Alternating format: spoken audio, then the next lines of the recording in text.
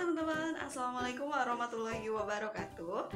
Untuk video kali ini aku akan bahas tentang syarat pencairan BPJS Ketenagakerjaan. Apa aja sih yang harus dibawa ketika atau yang harus diupload ketika kalian ingin mengklaim BPJS Ketenagakerjaan. Oke, stay tune terus ya.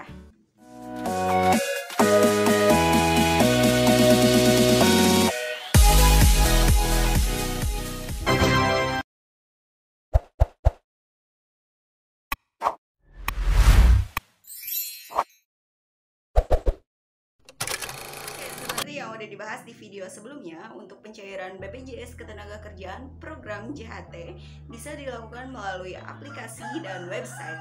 Untuk aplikasi JMO, persyaratannya sih secara garis besar tidak ada persyaratan yang harus diupload. Kalian cukup berselfie swafoto ya. Nah, untuk yang harus disiapkan biar kalian gak ribet nih lihat-lihat KTP, lihat-lihat ini, jadi kalian harus persiapan dokumen aja gitu. KK, KTP, buku rekening. Udah itu aja ya teman-teman untuk saldo di bawah 10 juta, karena JMO hanya mencairkan saldo di bawah 10 juta rupiah. Nah, untuk lewat website Lapak Asik yang harus disiapkan itu yang pertama, kartu keluarga. Kartu keluarga ini nanti diperuntukkan untuk kalian cek nama ibu kandung kalian ya, bener atau enggak nih.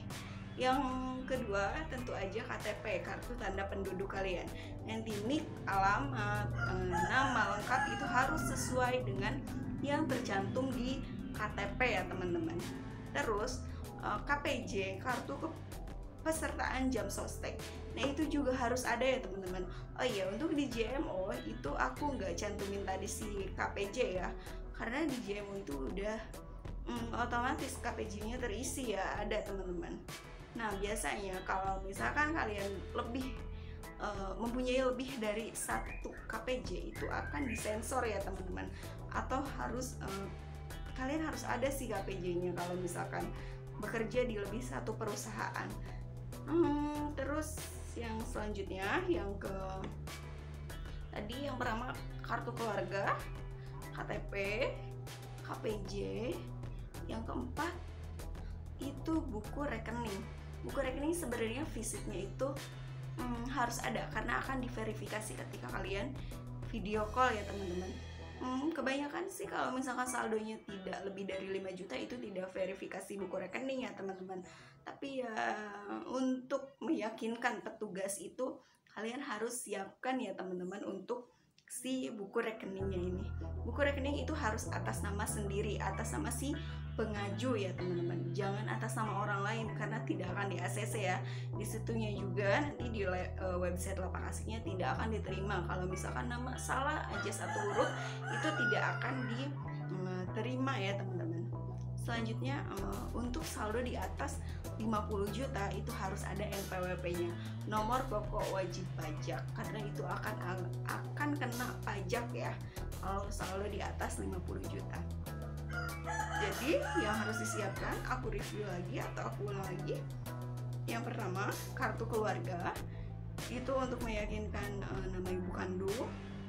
Kartu tanda penduduk KTP, NIK, nama lengkap, alamat itu harus sesuai ya teman-teman. Meskipun kalian sekarang untuk alamat, meskipun kalian sekarang tidak tinggal di tempat berdomisili KTP itu, kalian setidaknya untuk alamat harus sesuai pengisiannya. Nanti ketika video call kalian jelaskan untuk domisili kalian sekarang gitu.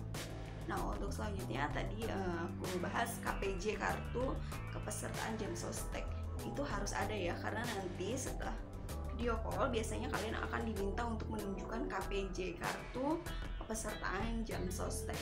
Nah untuk kartunya ini misalkan kalian sudah video call biasanya akan suruh digunting ya teman-teman, itu dihilangkan atau dimusnahkan, tandanya kalian sudah pernah melakukan klaim dan dimusnahkan gitu untuk kartunya sendiri.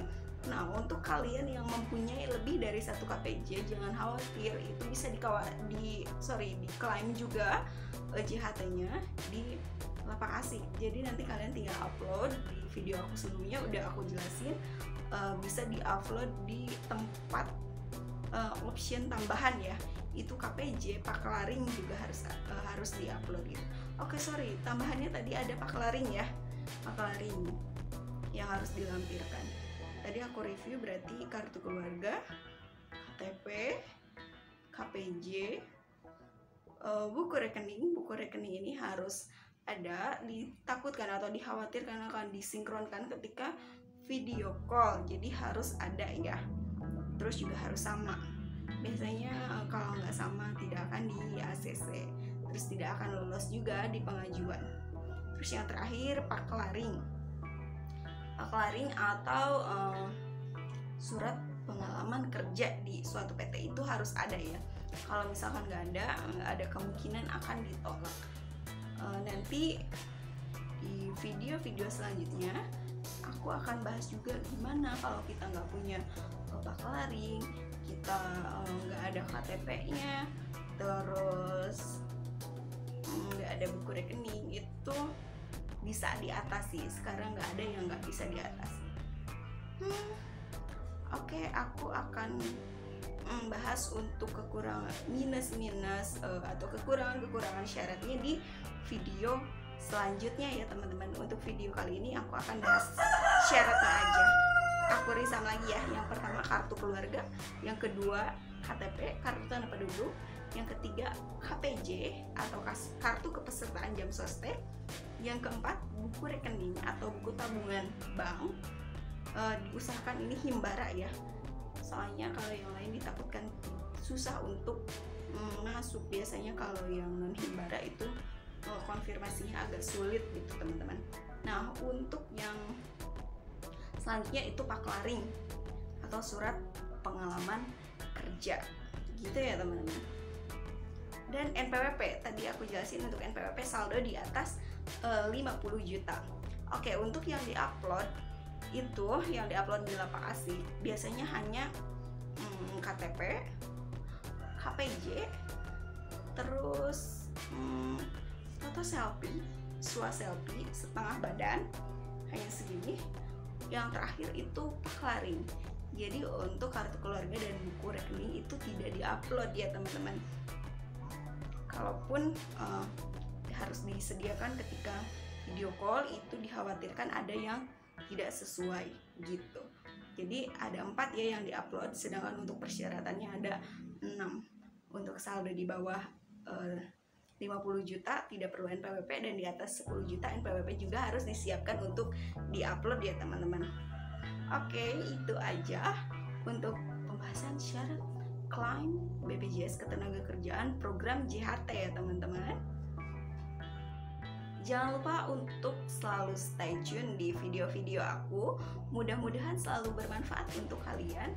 Nanti aku akan bahas juga gimana sih kalau yang nggak punya atau nggak lengkap persyaratan klaim JHT-nya, gimana caranya? Apakah memang harus datang langsung ke kantor atau misalkan bisa secara online? Nanti aku akan bahas di video-video selanjutnya.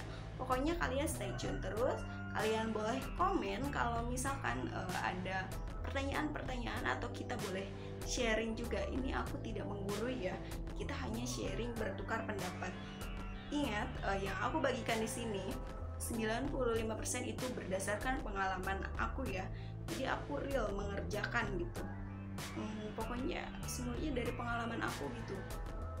Ya kalau misalkan aku nggak tahu, biasanya aku cari tahu ke orang-orang yang bersangkutan gitu ya. Jadi mudah-mudahan bisa bermanfaat, dan di lapangan juga memang seperti itu adanya ya. Oke, itu aja yang bisa aku bagikan ke kalian untuk video kali ini. Mudah-mudahan bisa membantu kalian ya untuk cara klaim BPJS Ketenagakerjaan program JHT Jaminan Hari Tua. Oke, itu aja. Boleh kalian kalau misalkan mau komen, boleh lewat direct message Instagram aku, atau boleh lewat WhatsApp aku, ada di deskripsi channel aku ya. Oke, itu aja. Wabillahi taufiq wal hidayah. Assalamualaikum warahmatullahi wabarakatuh.